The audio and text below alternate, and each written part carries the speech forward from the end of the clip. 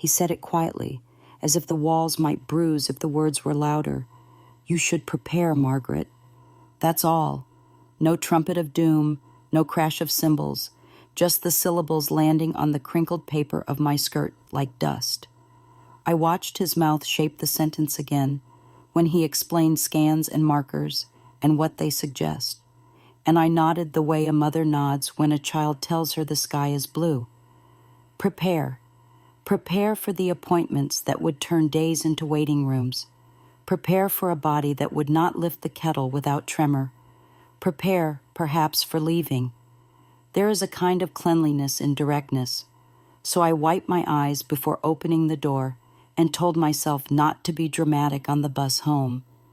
On the ride, I looked at the river where it claps against the stone, at the pale scaffolding on Church Street, at a girl with yellow headphones mouthing a song I didn't know. By the time I reached my stop, my breath had evened. The bags under my eyes still hung like tired birds, but I was composed enough to fish out my keys. They stuck the way they always do.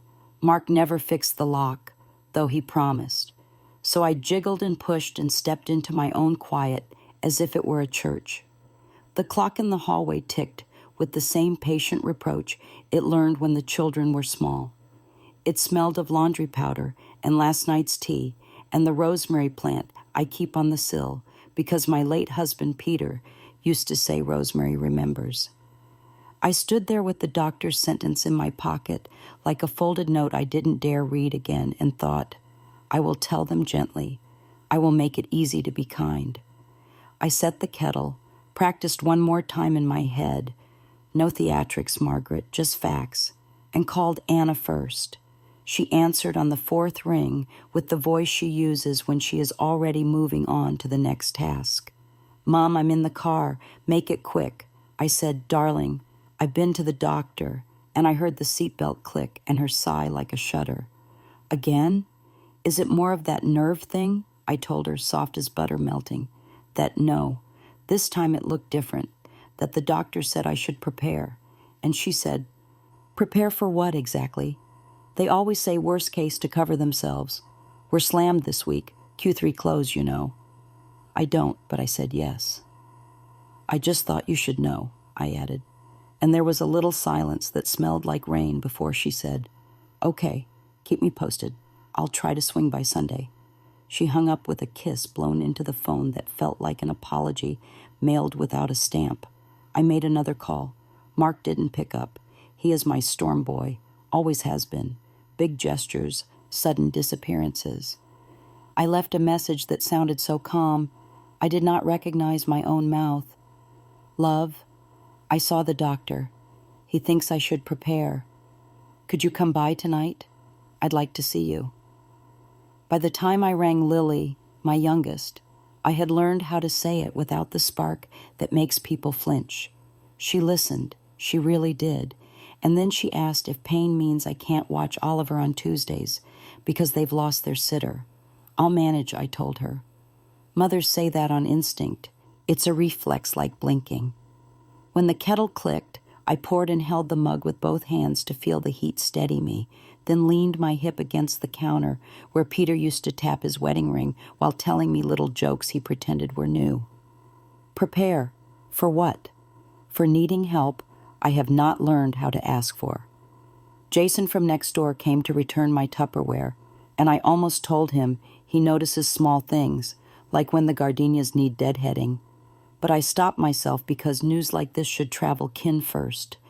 Instead, I asked about his mother in Ohio, and he said she's hanging in there, which is a phrase that means someone is either very brave or very alone. When the afternoon slid into that thin blue you can almost hear, I arranged the living room, cleared the coffee table, fluffed the cushions, set out the tin of butter biscuits that taste faintly of dust, but look generous in their round silver. I even lit the lemon candle Anna gave me years ago, for vibes, though it now smells more of wick than citrus. I placed the doctor's card on the mantel because seeing it made the air honest. I wanted my children to feel welcomed into the moment we would have to share. 6 became 7 became 8. My front door kept its single eye on the street, Every car that slowed stirred my hope like a spoon. When Mark finally texted, "Can't make it, drinks with clients. Tomorrow?"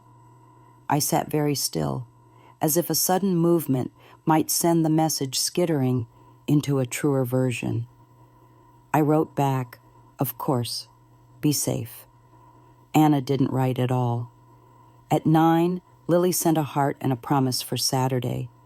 The lemon candle died politely. The biscuits stared up with their sad, sweet holes.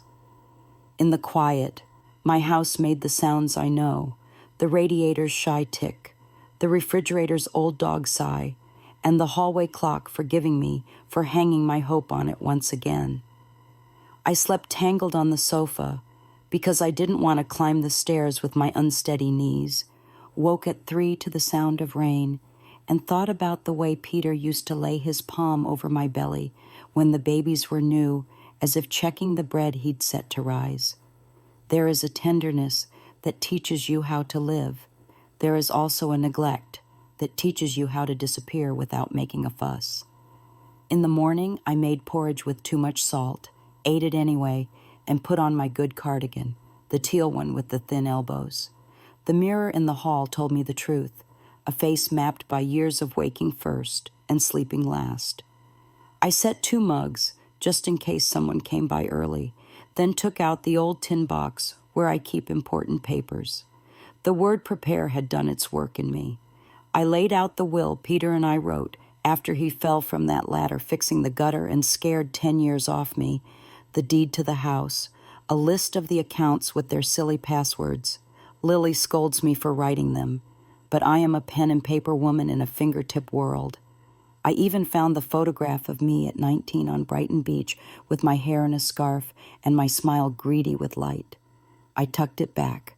I am still here, I told her.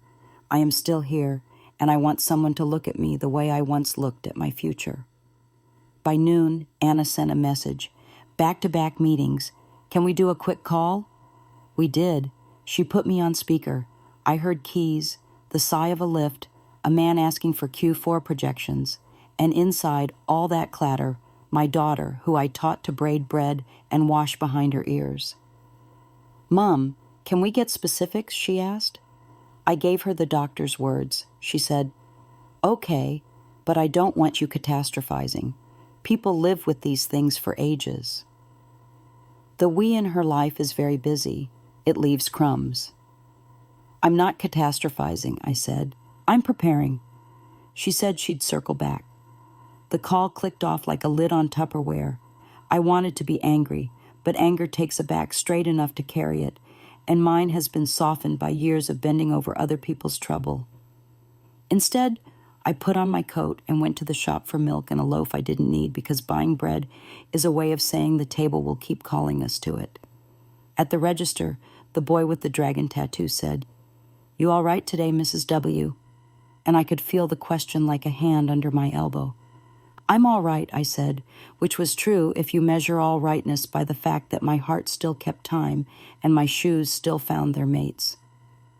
At dusk, Lily arrived with Oliver, whose cheeks are like ripe peaches and who thinks my hallway clock is a magic portal. She kissed my forehead and said, "Mom, you look pale," with a tenderness that almost undid me. I made cocoa too sweet, and while Oliver built an empire of blocks, I told her what the doctor said.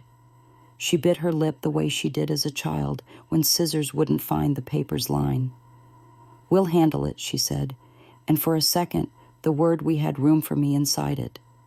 Then she began to list logistics, school schedules, shifts, who could drive me when, and my gratitude cramped because love disguised as logistics is still love, but it costs less at the register. I asked if she could stay for an hour after Oliver's bedtime, just to sit. She looked at her phone, winced. I promised Tom I'd review a deck tonight. I nodded and tucked the blanket around Oliver as if tucking myself.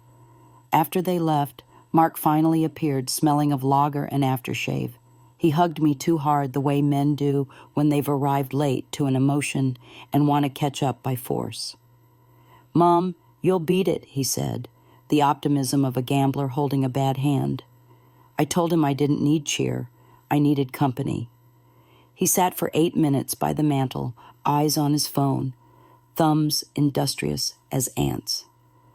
When he left, he took a biscuit for the road, and the tin made a small empty sound that felt like a bell for a service I hadn't been invited to. When the house settled again, I stood at the window and watched the rain comb the streetlights into long hair. The doctor's sentence sounded in the room without him. Prepare. The day had brought me proof that love can be sincere and still choose convenience, that kin can care in the abstract and forget to show up in the flesh. I am not naive. I have lived long enough to know people carry their own storms, and sometimes yours is just a passing weather report to them. But that night, something old and quiet in me stood up. If I must prepare, I will prepare on my own terms. I stacked the papers, slid them back into the tin, and then I did a small, defiant thing. I took out the blue suitcase from the top of the wardrobe. I laid it open on the bed and folded 2 dresses the way my mother taught me, shoulder to shoulder, arms tucked like sleeping birds, then my photographs, then Peter's watch that doesn't tick but remembers. I wrote a note and left it on the kitchen table where the lemon candle had stuttered. I am going to the sea for a few days. The spare key is with Jason. There is stew in the fridge. Don't worry. My knees hurt, my hands shook, but the house watched me with approval. When I closed the suitcase, the click sounded like a decision clicking into place. If they could not meet me where I stood, I would choose a place where I could meet myself. When I woke the next morning, the house had already chosen its silence. It was the kind that hums at the edge of hearing, steady, patient, expectant. I made tea and sat by the window where the first light made the glass look bruised with dawn. My suitcase waited by the door like an obedient dog. I hadn't changed my mind. The doctor's words had planted something, and my family's quiet neglect had watered it overnight. I would go to the sea, to the same small coastal town where Peter once taught the children to skip stones. I needed air that wasn't filtered through duty. I left Jason a note and stepped out before the city had finished rubbing its eyes. The bus smelled faintly of diesel and wet wool. Across the aisle, a young woman cradled a sleeping child against her chest. I watched her thumb draw small circles on the baby's back, the exact rhythm I once used to calm Anna when thunder rolled. Memory is cruel that way. It never travels alone. It brings your younger self with it, sits her beside you, makes her watch. I tried to think of nothing, to let the engine's low growl carry me into distance. Fields gave way to flat gray sea, and when the bus finally stopped at the harbor, the air bit my cheeks like something alive. I felt a strange relief that no one waited for me. No Anna checking her watch, no Mark's car idling impatiently. Just the smell of salt and fried fish and the faint call of gulls arguing over breakfast. I found a small guest house near the pier, the kind with mismatched curtains, and a polite landlady who called me dear without looking up from her crossword. My room overlooked the beach. The wallpaper peeled slightly near the window, and the bedspread smelled of lavender and starch. It reminded me of holidays when Peter was still strong enough to carry the bags without complaint. I unpacked slowly, each fold of fabric a ritual of claiming space. The blue cardigan went over the chair, the photograph of Brighton on the nightstand. When I finally sat, the silence wasn't lonely. It was mine. I took the doctor's card from my pocket and placed it face down. For now, I wanted to live in a world without prognosis. In the afternoon, I walked along the water. The tide was low, revealing wet sand that shimmered like old glass. My knees protested, but I kept moving until my breath found a rhythm again. Children chased a dog near the dunes. A man in a yellow coat threw crumbs to gulls. I realized how long it had been since I'd been part of a day with no purpose but itself. I bought a paper cup of coffee from a kiosk and sat on a bench, hands cupped around the warmth. I thought of my children, of how Anna always wanted proof, charts, plans, forecasts. while Mark needed distraction more than truth, and Lily, sweet Lily, carried love like an errand she might forget if she didn't write it down. They weren't cruel, just busy surviving a life I'd once built for them. Maybe that's the curse of a good mother. You make yourself so dependable that they forget you can break. As the sky folded into dusk, I returned to my room and turned on the small lamp. I found myself writing, not letters, not goodbye notes, just thoughts. About the way Peter used to whistle when he cooked. About how Anna once brought home a stray cat and named it after her teacher. About the ache that settles behind the ribs when you love people who don't look back long enough to notice. I didn't cry. The tears had dried somewhere between the doctor's office and the hallway clock. What came instead was an odd calm, like standing in a quiet church after everyone has left. I realized sitting there with pen and paper that maybe preparing didn't mean waiting for the end. It meant deciding how to live the rest. The next morning, I woke to the sound of gulls again, loud and unapologetic. I made tea with the tiny kettle, watched the steam curl like memory, and smiled at my reflection in the window. I looked older, yes, but also clearer, like glass washed clean after a storm. I thought about calling Lily, just to tell her I was safe, but something stopped me. Not bitterness, just a wish to hold this small independence a little longer. I put on my coat and went back to the beach.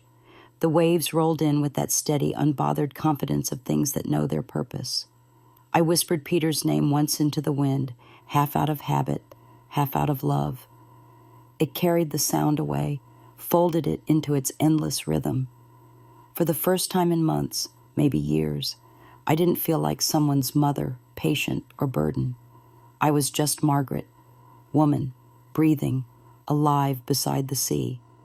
And though I didn't know what the next test or call might bring, I felt something shift inside me. I was no longer waiting for anyone to tell me how to prepare. The sea had a way of teaching patience. Each wave approached, hesitated, broke, and withdrew, never hurrying, never pleading for applause. On my third morning at the guest house, I woke before sunrise and sat by the window to watch that lesson repeat itself in silence. The horizon blushed. The gulls began their quarrel, and the tide whispered like an old friend telling secrets it had already told too many times. I drank my tea slowly, listening to the creak of the floorboards above me and the faint hum of the landlady's radio playing hymns in the kitchen below. For the first time since the doctor's words, I felt the day approach without dread. Not hope exactly. Hope felt too ambitious, but something gentler, like the absence of fear. After breakfast, I walked into the village. The streets were still damp from night rain. Puddles mirrored the red roofs and the crooked chimneys that looked like tired shoulders leaning on one another. There was a small bakery on the corner, its window fogged with sugar and warmth. The scent of fresh bread hooked me by the heart, and I stepped inside. A young woman behind the counter looked up, her hair pinned loosely, her smile the kind that arrives before thought. "Morning, love," she said. I hadn't been called that in years. I bought a roll and asked if she had been here long.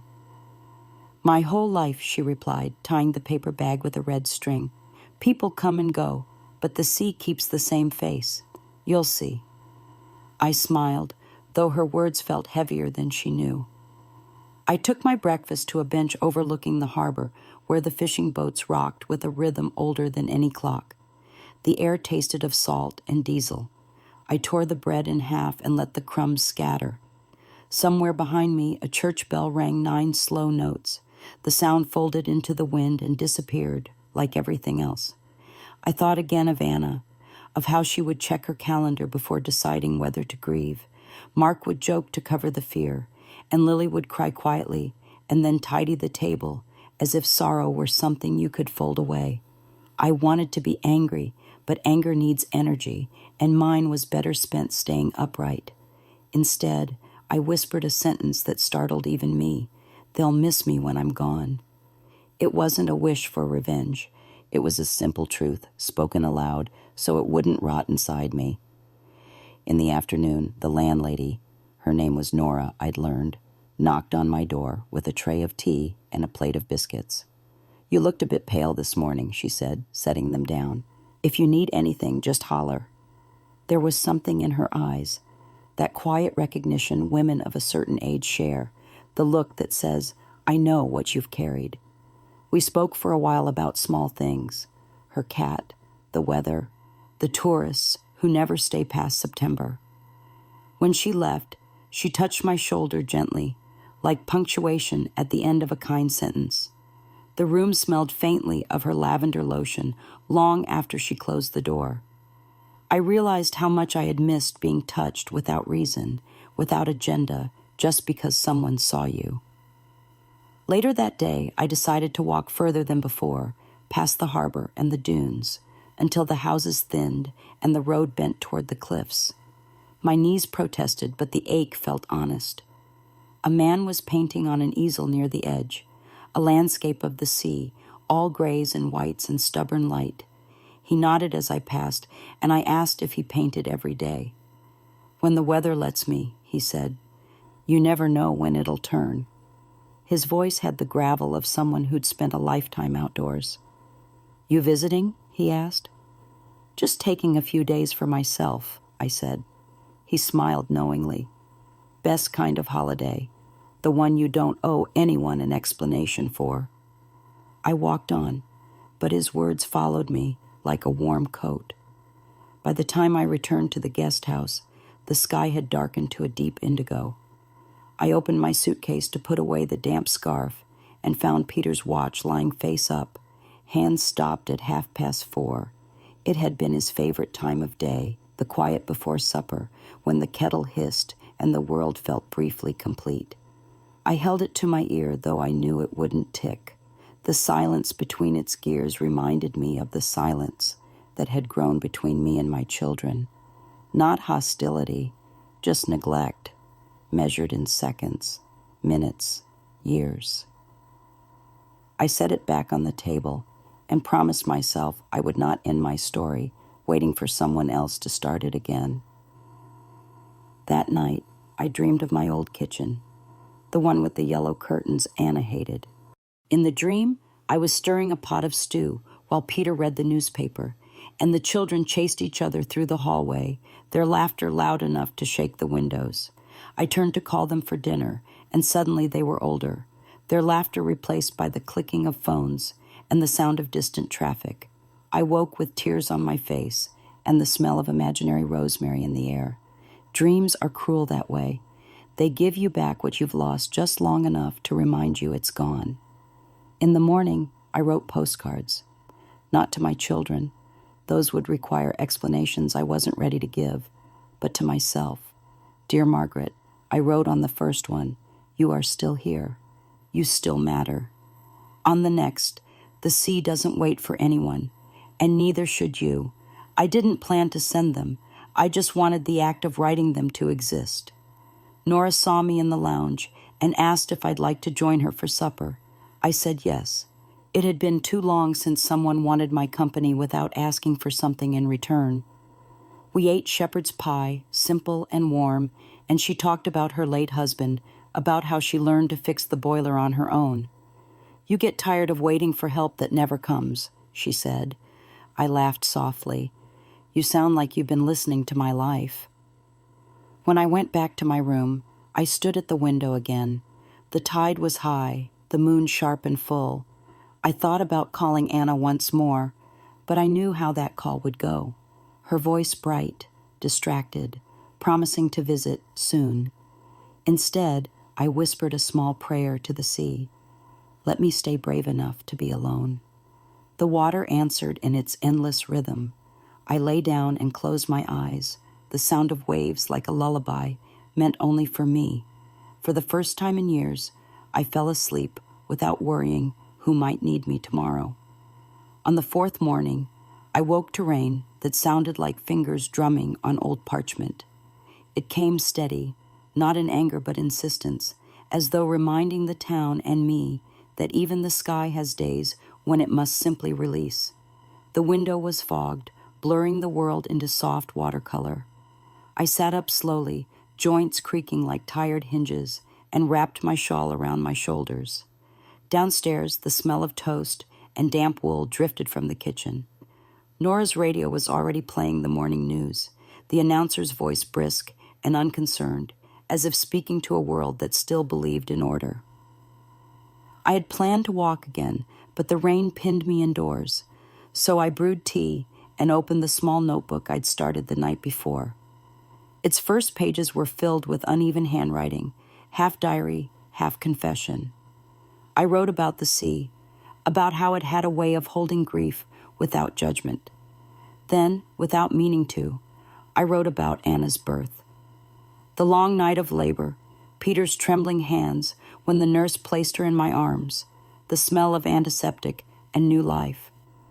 I remembered thinking then that motherhood was a kind of promise, an unspoken vow to never let go. But promises, I was learning, can loosen like old thread. Some nights they unravel quietly, others they snap. Around noon, the rain softened into mist. I borrowed Nora's umbrella and ventured out, craving air that didn't smell like memory. The streets were nearly empty, the cobblestones slick and shining. A dog trotted ahead, leash dragging behind him, determined to belong to someone, even if he didn't yet. I followed him to the promenade, where the sea pressed against the shore in gray waves. There was a small cafe by the pier, its sign swinging gently in the wind. Inside, the air was warm and alive with the hiss of the espresso machine. I ordered soup, sat by the window, and watched the world ripple. A man at the next table caught my eye, a familiar face, though I couldn't place him at first. He was sketching in a small book, lines quick and sure. It took me a moment to realize he was the painter from the cliffs. He looked up and smiled. "Rain chased you in too?" he asked. I nodded. "Seems the sea's the only thing that enjoys this weather." He chuckled softly, then closed his sketchbook. "Name's Arthur," he said, extending a paint-stained hand. "Margaret?" I replied, shaking it. His palm was warm, steady. We talked for a while about small things. The village, the stubbornness of gulls, the way the light changed when storms rolled in. I told him I used to paint years ago, mostly flowers, before life got too busy for brushes. "You should pick it up again," he said. "The trick isn't in painting well, it's in seeing." When I returned to the guest house, my cheeks stung from the wind, but something inside me had shifted. That small conversation, simple, unhurried, had brushed dust off a part of me I'd forgotten existed. I dug through my suitcase until I found an old pencil and a notepad. That evening, by the lamp's dim circle of light, I began to draw. Not much, just the window and the curtain lifting slightly from the breeze. The pencil felt awkward in my hand, but it moved with memory's muscle. I realized how long it had been since I had done something for no reason, except that it felt like breathing. Later, as I sat with my tea, my phone buzzed. It was a message from Lily. "Mom, Mark told us you left town. Are you okay?" I stared at the screen for a while. "Yes," I typed. "I'm by the sea. Needed a few days to rest." The typing dots appeared, disappeared, then reappeared. "You scared us," she finally wrote. "Anna's upset. She said you're being dramatic again." I smiled sadly. "Maybe," I replied, "but sometimes drama is the only way to be heard." There was no answer after that, just silence, digital, efficient, polite. I placed the phone face down. The rain outside had stopped, but a heavier kind had begun to fall inside me. Nora knocked softly, carrying a folded blanket. "It's colder tonight," she said, placing it at the foot of the bed. She noticed the sketch pad. "That's lovely, dear. You've got an eye for light." Her praise warmed me more than the blanket. "It's been years," I admitted. "Feels strange to be seen by my own hands again." Nora smiled. "Sometimes we have to leave to find the parts we dropped along the way." She said goodnight, and I sat with her words long after she left.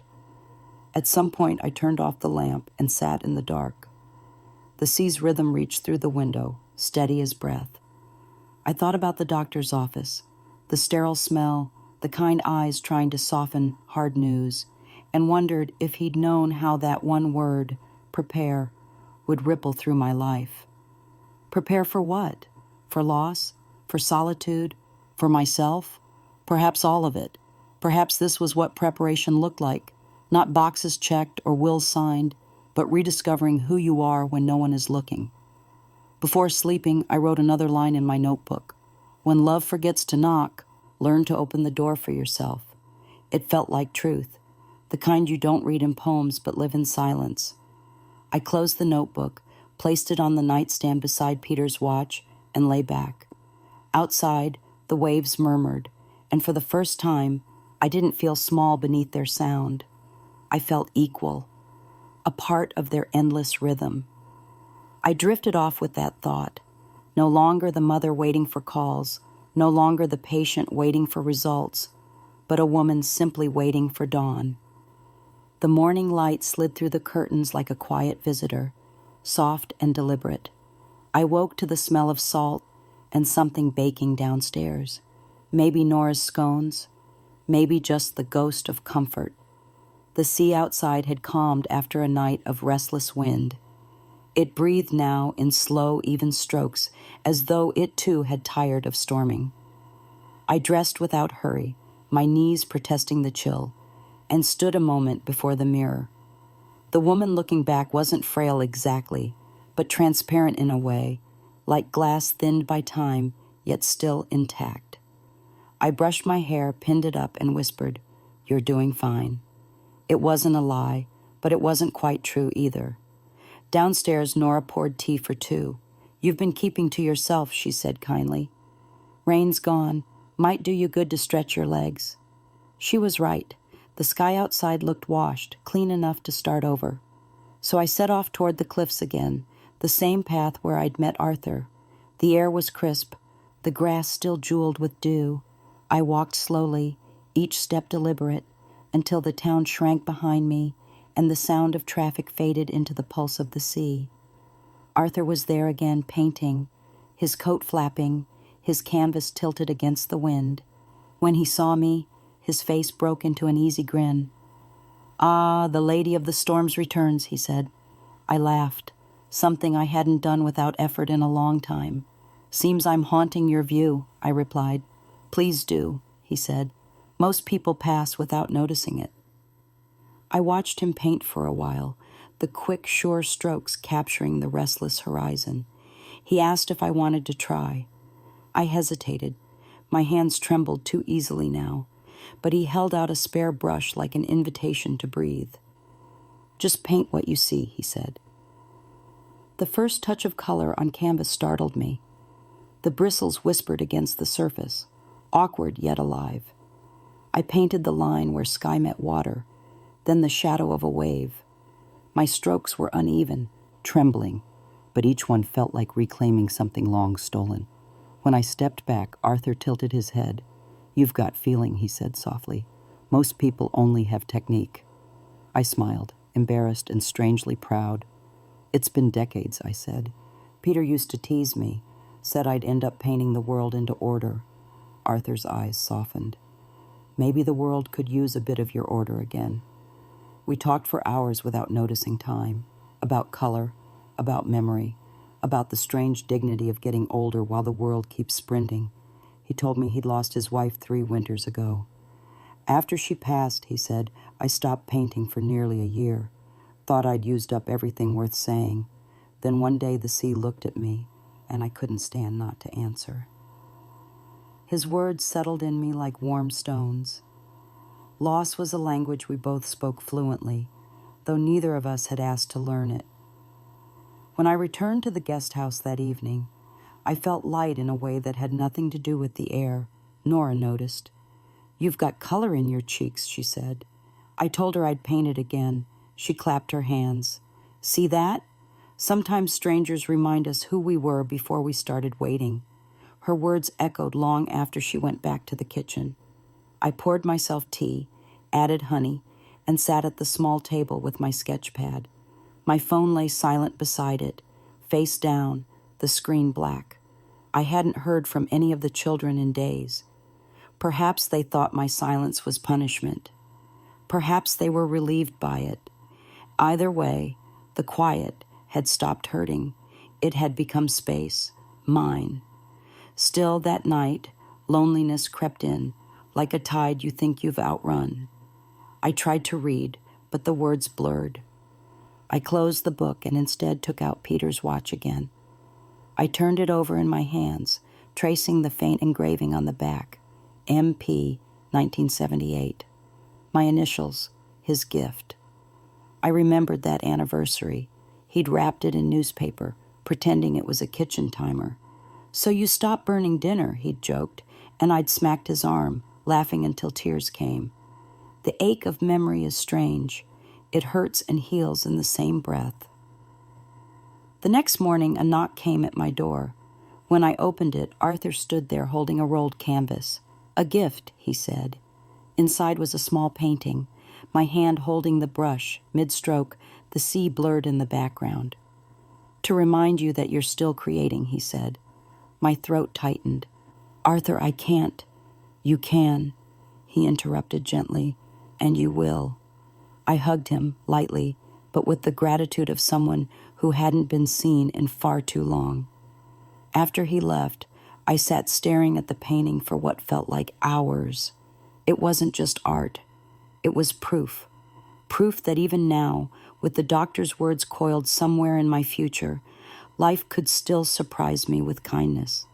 I decided then that when I returned home, I wouldn't wait for my children to ask how I was. I would tell them, not the rehearsed, gentle version, but the truth. That I was scared, yes. That I was angry. That I missed being needed. And that I had found a small piece of myself they'd never known. At sunset, I walked back to the cliffs. The sea was gold now, trembling under the light. The gulls drifted low, their wings carving the air. I whispered Peter's name, not as a plea, but as a thank you, for the years, for the laughter, for teaching me that love can survive in silence if you let it breathe. The wind caught my shawl, lifted it briefly, and for a moment I felt weightless, almost young. I stood there until the last sliver of sun sank beneath the horizon, and then I turned toward the path home. Behind me the waves kept moving, steady and endless, as if promising that even endings could sound like beginnings. The next morning began with an unfamiliar sound, laughter. It came from downstairs from Nora, talking with someone at the door. The warmth of it reached up the staircase and nudged me awake more gently than any alarm. I took a moment to remember where I was, the guest house, the sea, the half-finished sketch still on my nightstand. For a heartbeat, I imagined the laughter belonged to my children, that they'd come to surprise me to say, "We were wrong, Mum. We should have been there." But when I went down, it was only the postman bringing bread and gossip. Still, the sound of joy, even borrowed, did something kind to my chest. Nora poured me tea. "You slept late," she said, setting a saucer before me. "Dreaming good things, I hope." I smiled. "Dreaming, at least. That's a start." She nodded toward the window. "The tide's low. If you're feeling brave, you could walk to the cove. There's a path past the rocks, quiet, hidden, good for thinking." I thanked her, packed my scarf in a small flask of water, and set out. The sky was pale, the kind of morning that looks undecided between gray and blue. The path was narrow, threaded between gorse bushes and the scent of wet salt. Each step down to the cove was a small act of balance. My knees argued, but I ignored them. The sea waited below, flat, silver, endless. I found a rock to sit on and let the wind tangle my hair. For a while, I simply breathed. There is something about solitude that sharpens the senses, the hiss of waves, the call of a distant gull, the way the air tastes faintly of iron and memory. I closed my eyes and listened. Beneath the sounds of the shore, another rhythm pulsed, the deep, steady heartbeat of the world. I took out my notebook, its pages already crowded with thoughts. I began to write, not about the illness or my children this time, but about the sea itself, how it never asks permission to arrive, how it crashes, retreats, and returns again, unapologetically. I wrote until my hand cramped, and when I stopped, I realized tears had streaked my cheeks. They weren't the heavy kind that burn. They were clean, almost grateful. I think I was crying not for what I'd lost, but for the simple fact that I could still feel it. A shadow moved nearby. When I looked up, Arthur was there again, his sketchbook tucked under one arm. "I should have known you'd find this place, Vika," he said. I laughed softly. "You paint it often?" "When I need quiet," he said. "And you?" "When I need to remember I'm still here." We sat side by side without speaking for a long time. The waves filled the silence, generous and wide. Then he said, "You remind me of my wife." I turned to him. "She was a painter too?" "No," he smiled faintly. "A listener. She made you believe your words were worth saying." We spoke about small things: his garden, Nora's cat, the stubbornness of seagulls. And somewhere between the sentences, a gentleness settled. Not romance, not even friendship in the ordinary sense, but a quiet companionship that didn't demand explanation. When I told him about the doctor, he didn't gasp or pity me. He simply said, "Then every day is a painting you haven't finished yet. Don't waste the canvas." I nodded, the truth of it heavier than comfort. By the time I returned to the guest house, the afternoon had softened into gold. Nora was folding laundry by the fire. "You've been gone for hours," she said. "Good sign, that." I helped her hang the sheets, the smell of clean cotton filling the room. She talked about her son, how he'd moved to London years ago, how the city swallowed him whole. "He calls on birthdays. I keep telling myself that's something," she said. I squeezed her hand. "It is. It's something." In her eyes, I saw the same ache that lived in mine, the quiet mourning of mothers who raised their children too well to need them. Later that evening, I received a call from Anna. Her name on the screen startled me. I hesitated before answering. Her voice was brisk, professional. "Mom, we need to talk." The phrase alone drained me. "I'm fine, darling," I said. "You don't have to worry." "Well, we are worried," she replied. "You vanished without telling anyone. Lily says you're by the sea? You can't just disappear like that." I could hear the tension in her breath, the kind that comes from guilt disguised as anger. "Anna," I said gently, "I told you I needed time." "Time for what? To scare us?" Her voice cracked a little then, softening. "You should have told me about the diagnosis." There it was, the word neither of us had dared to say. Diagnosis. Heavy, clinical, unkind. "You were busy," I said quietly. "You didn't have time to listen." "That's not fair," she whispered. "Maybe not," I said. "But it's true." A pause stretched between us, fragile as thread. "Mom," she said finally, "please come home. We can figure this out together." I almost said yes. I wanted to say yes, but something in me, the part that had just begun to breathe again, wouldn't allow it. "Soon," I said, "but not yet. I'm learning how to live with it before I let you see it." She sighed. "You sound different." "I hope so," I replied, and hung up before my courage could collapse. That night, I sat by the window and watched the tide return. The sea was darker now, almost black, but the moon drew a silver road across its surface. I thought of Anna's voice, of how it wavered between love and control. I knew she meant well, but love that fears loss often forgets to listen. I promised myself I'd go back one day, not as a burden, but as a woman who had found peace on her own terms. Before bed, I took out the painting Arthur had given me and propped it on the chair across the room, my hand with the brush mid-motion. A reminder. I whispered into the quiet, "Tomorrow I'll paint again." The waves outside answered with their eternal reply, "Yes," and again, and again. I closed my eyes, the sound folding over me like a lullaby. somewhere between the pulse of the sea and the beat of my own heart, I realized that for the first time since the doctor's words, I wasn't afraid of preparing anymore. I was already doing it. One brushstroke, one breath, one tide at a time. The next morning, the sea was so still it looked like glass. Even the gulls were quiet, as if afraid to disturb it. I woke before the sun climbed the horizon, pulled the blanket over my shoulders, and sat by the window with my tea. The room was painted in the kind of light that makes everything look forgiving. I thought of Anna's voice from the night before, the tremor she'd tried to hide. She was frightened, though she'd rather sound angry than afraid. She always was her father's daughter that way.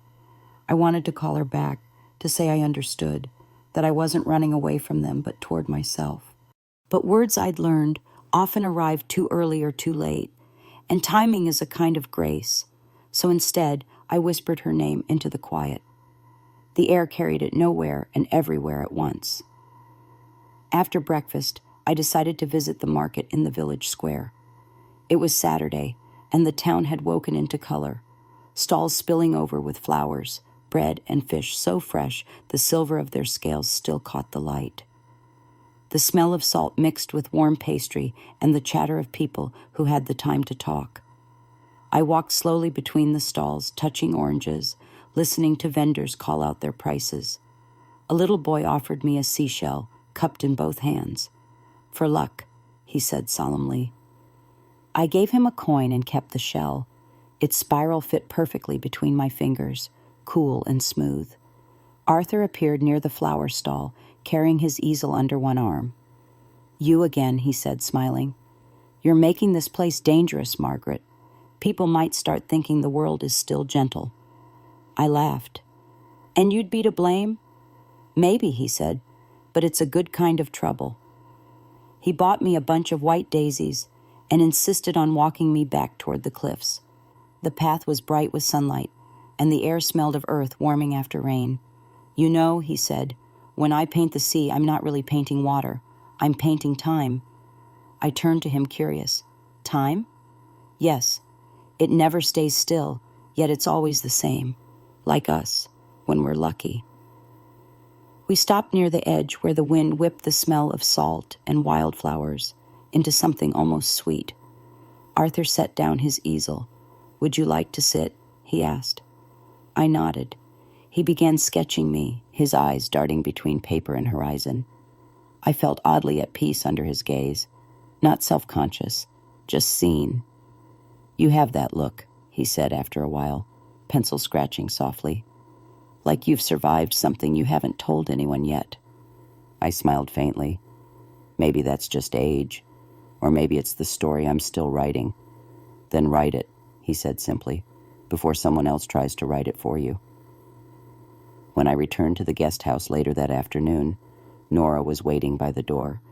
"You've got visitors," she said, her tone caught somewhere between surprise and caution. My stomach tightened. Inside, at the small table by the window, sat Lily and Oliver.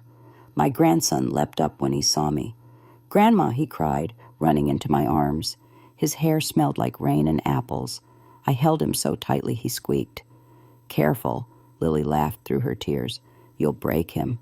She looked tired, city-tired, but her eyes were softer than I remembered. "Mom, we wanted to see you. Anna couldn't make it, but she sends love." We talked for hours, the kind of talking that drifts between laughter and apology. Lily told me about her work, Oliver's school, the new neighbor who bakes too loudly. I made tea, showed her the small painting Arthur had given me.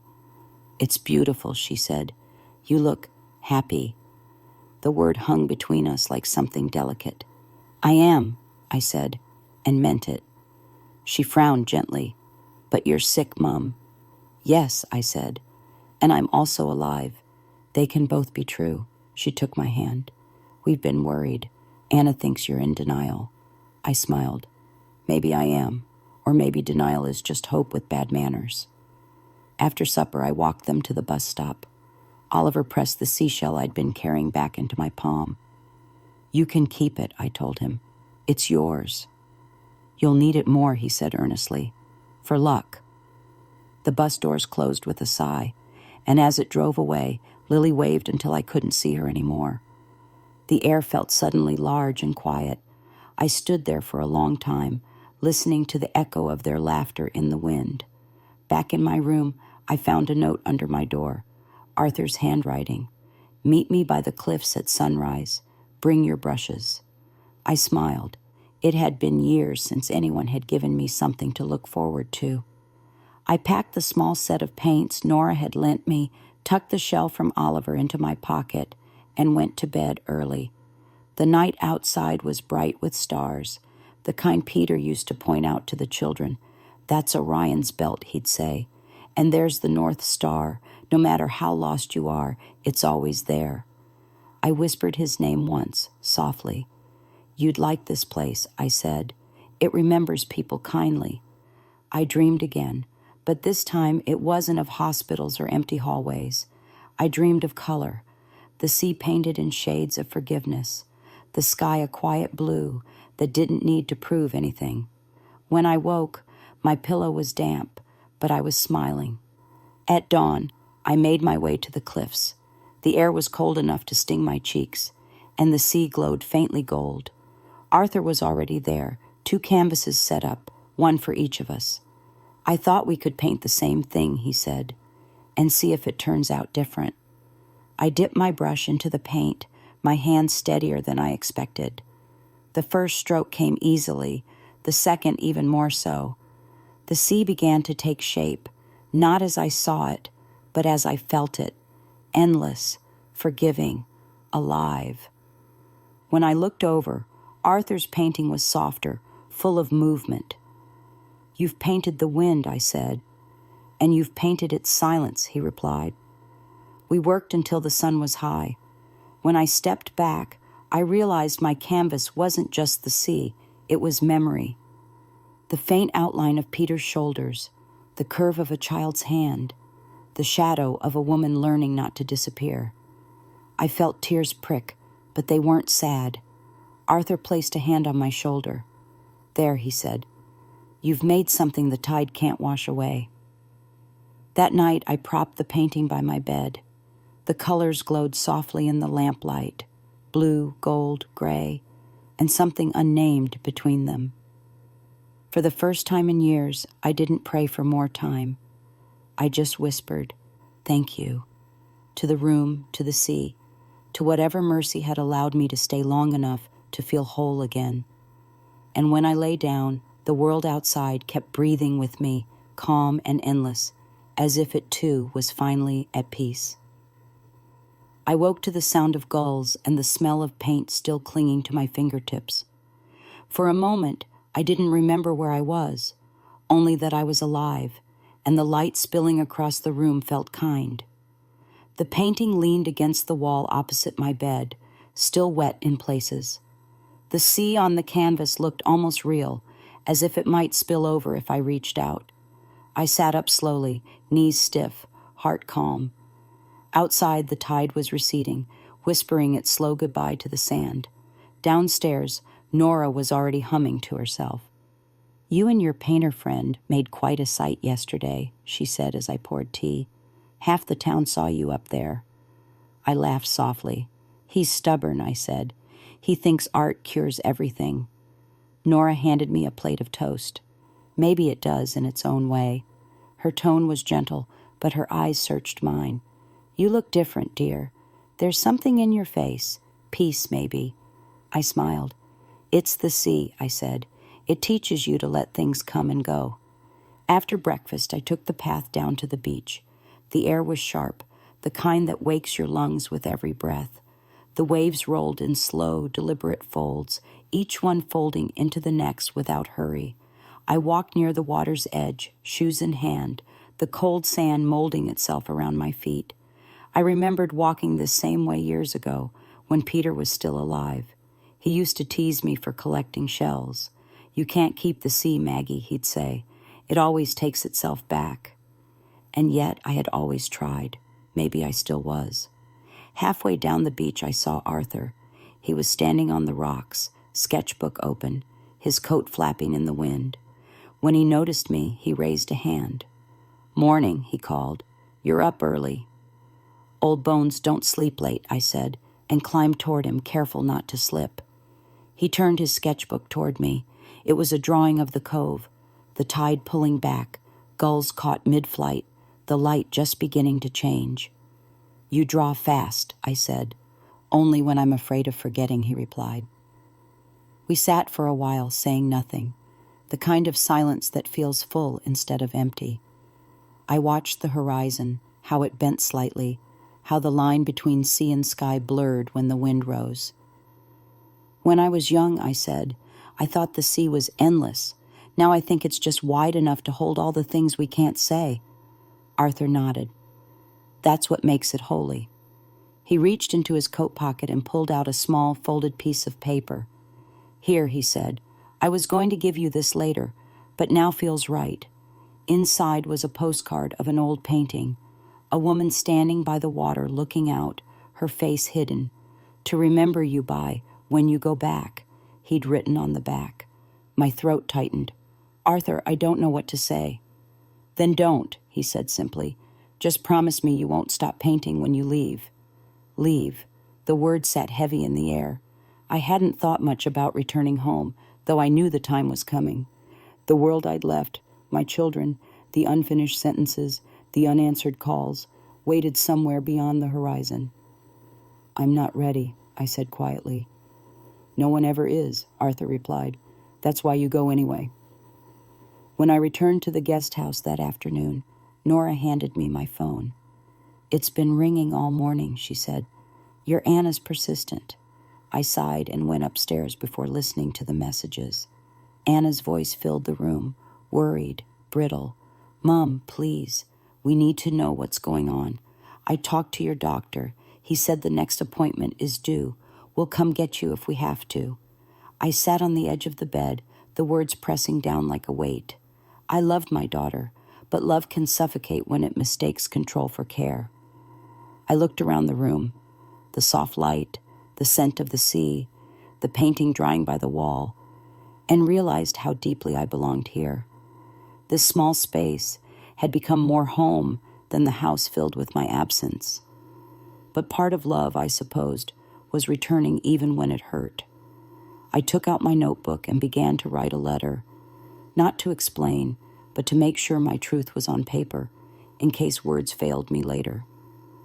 "My dear Anna," I began, when the doctor told me to prepare. I thought he meant to die, but now I think he meant to live differently. I came here to remember how to breathe without waiting for permission. Don't be angry that I left. It wasn't to punish you. It was to forgive myself for waiting so long to be seen. I will come home soon, not as a patient, not as a burden, but as your mother, whole in her own silence. I folded the letter and placed it inside the front of my sketchbook. The act felt ceremonial, as if I had just sealed something sacred. Then I called the doctor's office and scheduled my appointment for next week. My voice didn't tremble. When I hung up, I looked out the window at the line of light spreading over the water.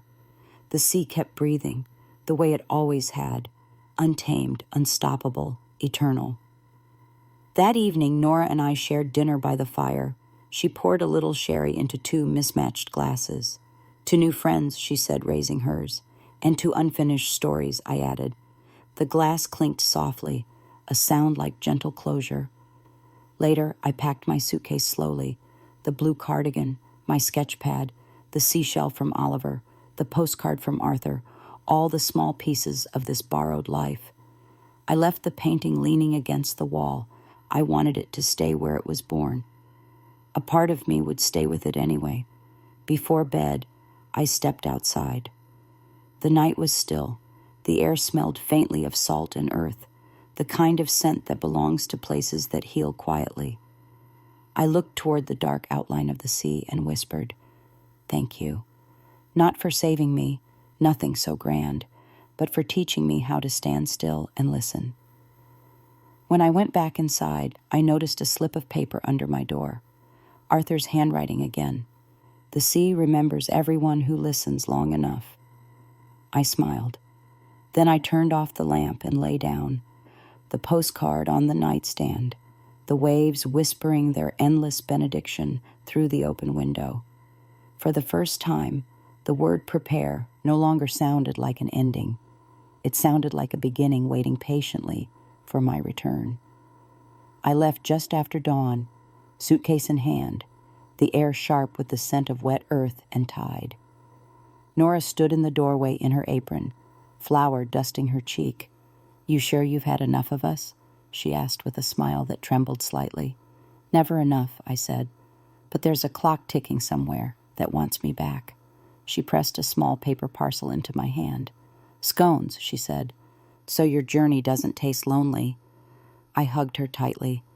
It had been years since I'd held another woman that way, without pretense, without apology. When I stepped out into the morning, the cobblestones were slick and shining, the sky a bruise of pink and gray. The sea was behind me now, still whispering, but softer, as if it knew I'd learned its language. At the station, Arthur was waiting.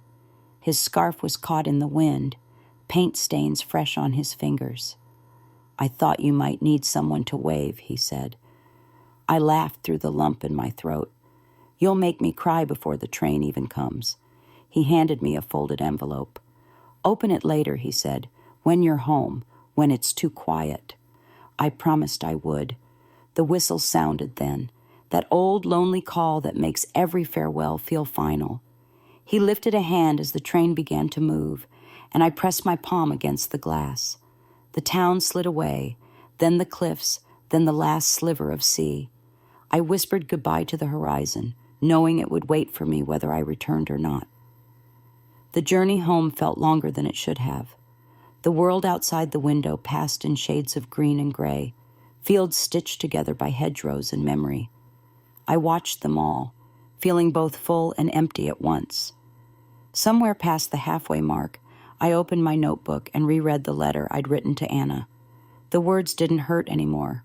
They simply were, like the tide, neither asking forgiveness nor offering it. I closed the book and leaned my head against the window.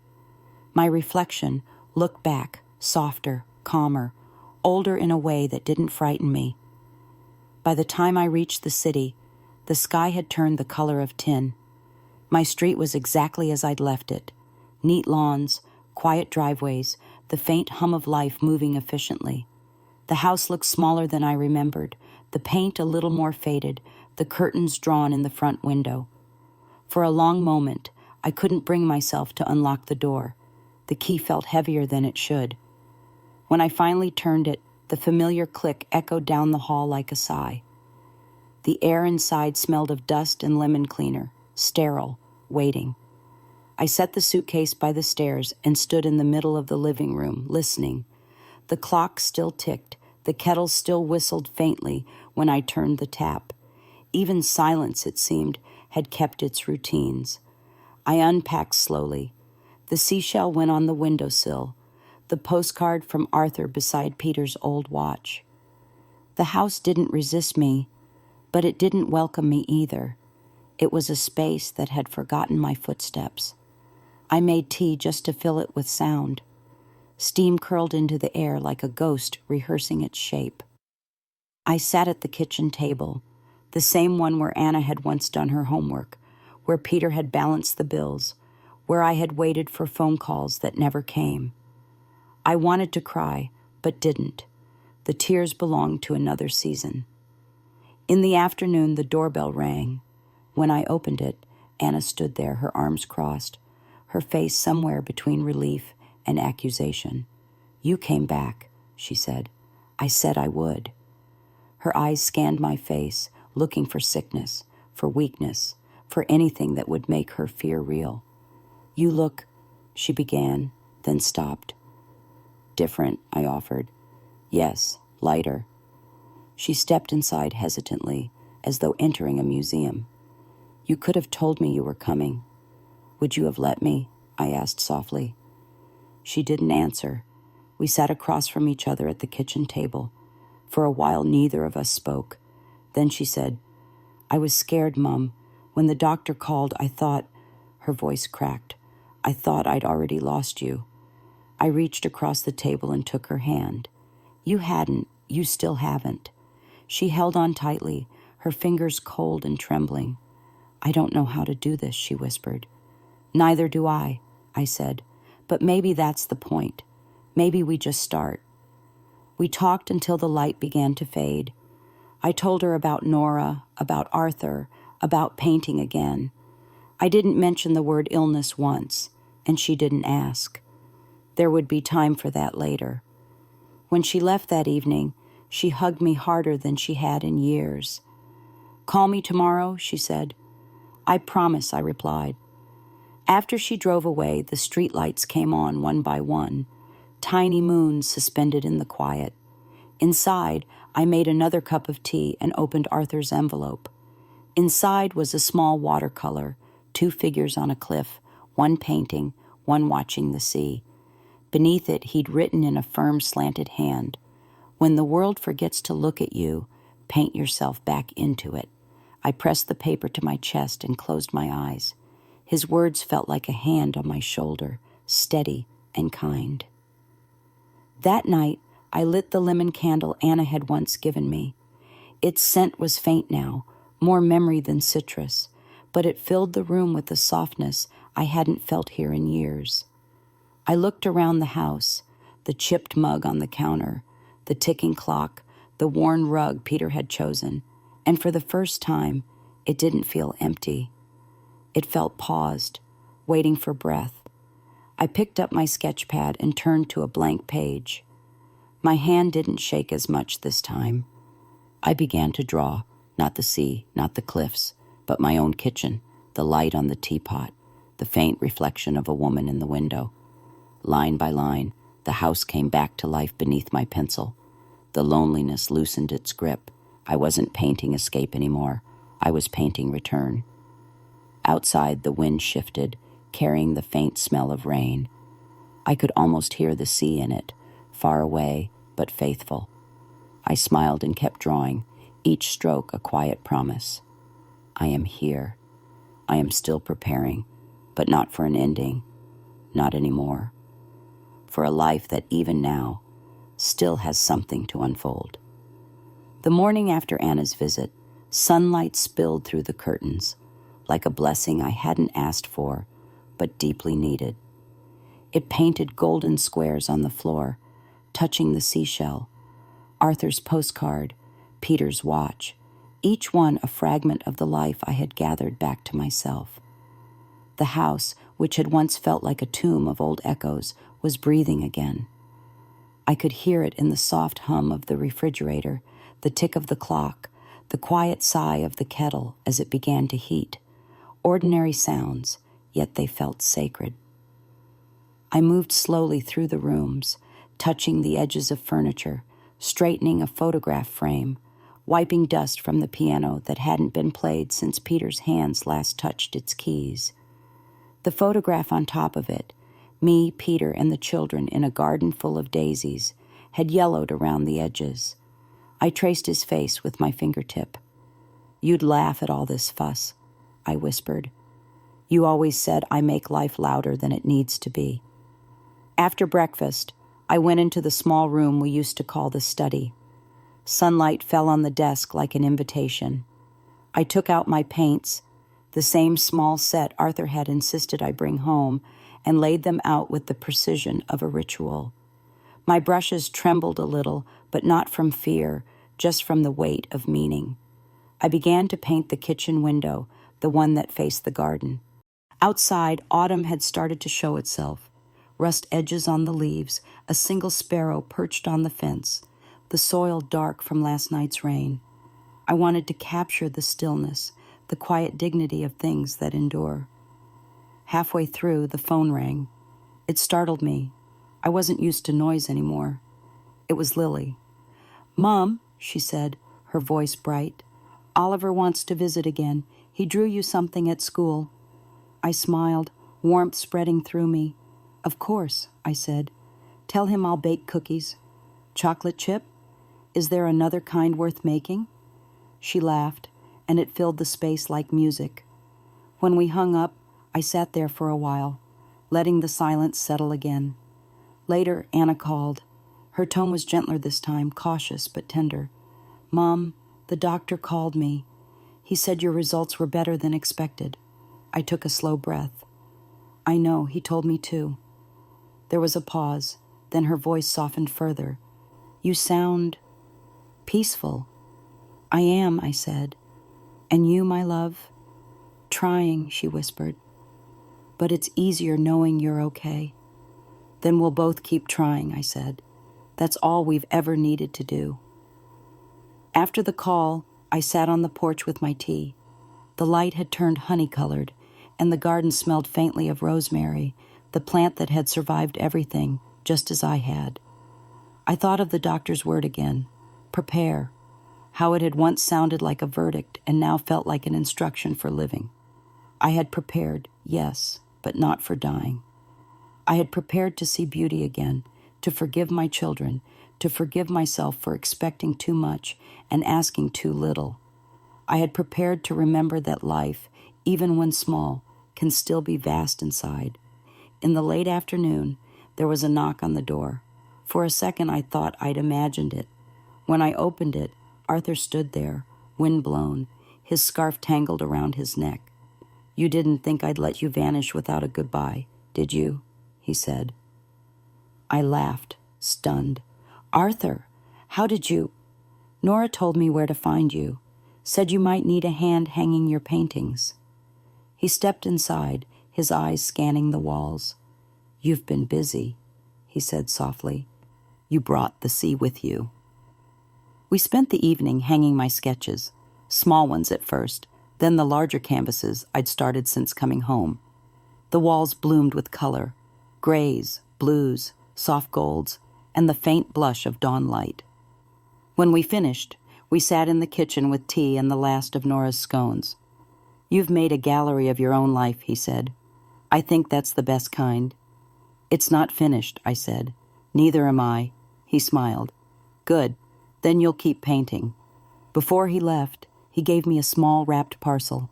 Inside was a blank canvas. "For tomorrow," he said. "You'll know what to fill it with." I nodded, unable to speak. As he stepped into the night, the streetlights blinked on, one by one, as if guiding him back to the station. I stood at the door long after he'd disappeared from sight. That night, I couldn't sleep. I sat by the window, looking out at the garden under the moon. The world was silent except for the faint rustle of leaves. I thought of everyone who had passed through my life, the doctor with his quiet mercy, Nora with her lavender hands, Arthur with his patience, my children with their tangled love, Peter with his laughter that still lived in the corners of my heart. Each of them had left a trace, a brushstroke on the canvas of my days. I was no longer afraid of the final picture. I went back to my desk and opened my notebook to the last blank page. The pencil felt right in my hand. I wrote, "If you are reading this, it means I have lived longer than I expected, and perhaps better than I deserved. Life did not ask my permission to change, but it gave me the grace to follow. To my children, I forgive you for the times you forgot to call, and I hope you forgive me for the times I made love sound like guilt. To anyone who fears the quiet, listen. It's where the world begins again. And if you ever stand by the sea, remember this. It does not take, it teaches. Prepare, yes, but not for the end. Prepare for the light that always follows." I set the notebook down and smiled. The clock in the hallway chimed midnight, soft and certain. Outside, the moon shimmered on the glass of the window, turning it briefly into water. I could almost hear the sea, steady and endless, calling my name. I whispered back, "I'm ready, not to leave, but to live, fully, finally, without fear." Then I turned off the lamp, the room wrapped in silver and stillness, and the world, for once, felt exactly enough. Did you like my story? From which city are you watching?